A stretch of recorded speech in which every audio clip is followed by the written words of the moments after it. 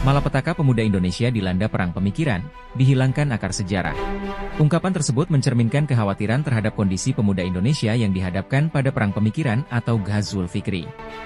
Ini merupakan istilah yang menggambarkan adanya pertarungan ideologi, nilai-nilai, dan cara berpikir, yang seringkali dipengaruhi oleh globalisasi, modernisasi, dan budaya asing. Dalam konteks ini, identitas dan nilai-nilai asli bangsa berpotensi terkikis atau terabaikan. Berikut beberapa aspek terkait fenomena ini. Perang pemikiran, Ghazwul Fikri. Pemuda dihadapkan pada berbagai arus pemikiran baru, seperti liberalisme, konsumerisme, individualisme, dan hedonisme. Media sosial dan teknologi seringkali memfasilitasi masuknya budaya luar dengan cepat, tanpa adanya filter atau pemahaman yang mendalam. Jika tidak disikapi dengan bijak, arus ini bisa menyebabkan pemuda menjauh dari identitas budaya, agama, dan moral bangsa. Oleh karenanya, para pemuda muslim tak boleh dibiarkan begitu saja, tak mengenali tata aturan dari yang memberikan kehidupan, yaitu syariat dari Allah Subhanahu wa Ta'ala. Ajari mereka untuk mengikuti syariat Allah, sebagaimana perintahnya. Quran Surat Al-Jathiyah ayat 18. Kemudian kami jadikan kamu berada di atas suatu syariat, peraturan, dari urusan agama itu, maka ikutilah syariat itu dan janganlah kamu ikuti hawa nafsu orang-orang yang tidak mengetahui. Penghilangan akar sejarah. Akar sejarah sangat penting dalam membentuk jati diri dan rasa nasionalisme pemuda. Namun, kurangnya perhatian terhadap sejarah dan minimnya pendidikan kritis tentang perjuangan bangsa dapat membuat pemuda kehilangan orientasi. Banyak pemuda yang tidak lagi mengenali tokoh-tokoh nasional dan kontribusi mereka, bahkan cenderung merasa bahwa warisan sejarah tidak relevan dengan kehidupan modern.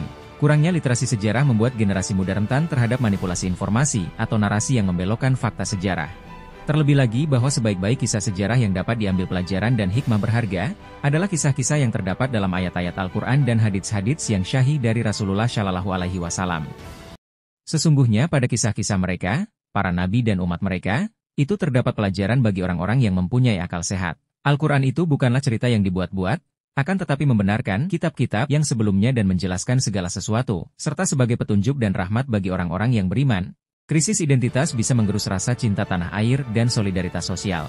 Pemuda yang kehilangan kesadaran sejarah dan akar budaya cenderung rentan dipengaruhi ideologi transnasional yang tidak selalu sejalan dengan kepentingan nasional. Hal ini berpotensi memunculkan generasi yang apatis terhadap masa depan bangsa.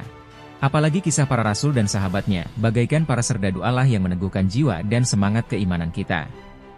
Dalam Quran Surat Hud 120 dinyatakan, "Dan semua kisah para rasul kami ceritakan kepadamu, ialah kisah-kisah yang dengannya kami teguhkan hatimu. Dan dalam surat ini telah datang kepadamu kebenaran serta pengajaran dan peringatan bagi orang-orang yang beriman." Hud 11, 120. Solusi dari soal ini diantaranya, revitalisasi pendidikan agama, kisah para rasul dan sahabatnya, sejarah pahlawan Indonesia yang dikemas dalam konteks kekinian, agar lebih menarik dan mudah dipahami oleh generasi muda. Membangun narasi positif melalui media sosial yang menekankan nilai-nilai agama, sejarah perjuangan bangsa, dan tokoh-tokoh muslim inspiratif. Kemudian mendorong komunitas-komunitas pemuda untuk aktif dalam kegiatan kebudayaan dan diskusi kebangsaan, guna memperkuat rasa kebersamaan dan kesadaran sejarah.